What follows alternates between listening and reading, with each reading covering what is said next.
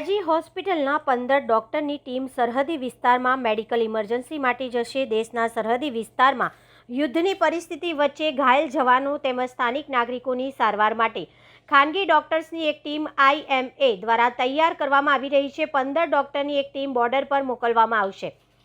ભારત અને પાકિસ્તાન વચ્ચેના યુદ્ધના કારણે મેડિકલ ઇમરજન્સીમાં પહોંચી વળવા માટે ઇન્ડિયન મેડિકલ એસોસિએશન દ્વારા પણ તૈયારી શરૂ કરી દેવામાં આવી છે। વડોદરા એકમના પ્રમુખ ડૉક્ટર મિતેશ શાહે જણાવ્યું કે વડોદરામાં 1008 હોસ્પિટલ છે।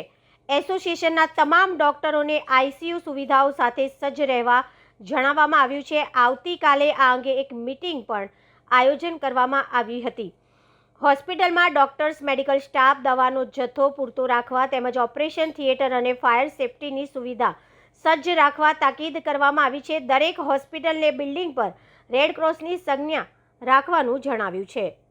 Vadodara hospital association IMA Vadodara દ્વારા કાલે એક નોટિફિકેશન જાહેર કરવામાં આવ્યું કે વડોદરાની તમામ હોસ્પિટલો કે જે 25 બેડથી પણ વધારે કેપેસિટી ધરાવતી હોસ્પિટલો છે એ પોતાના ત્યાં એક્સપર્ટ ડૉક્ટરની ટીમ સાથે સાથે નર્સિંગ ટીમ, ઓક્સિજનની માત્રા, દવાઓનો જથ્થો પૂરતા પ્રમાણમાં સ્ટોક કરી રાખો।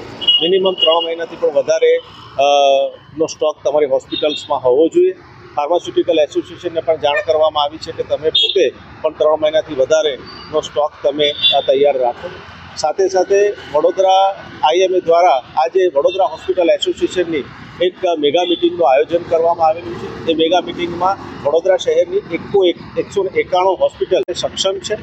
અમે લોકો પણ પૂરની સ્થિતિ હોય કે કોવિડની સ્થિતિ હોય, વડોદરા શહેર હંમેશા અગ્રેસર રહ્યું છે। એટલે લોકોને મારી વિનંતી છે કે તમે કોઈ પણ ક્રાઇસિસ આવશે તો અમે તૈયાર છીએ।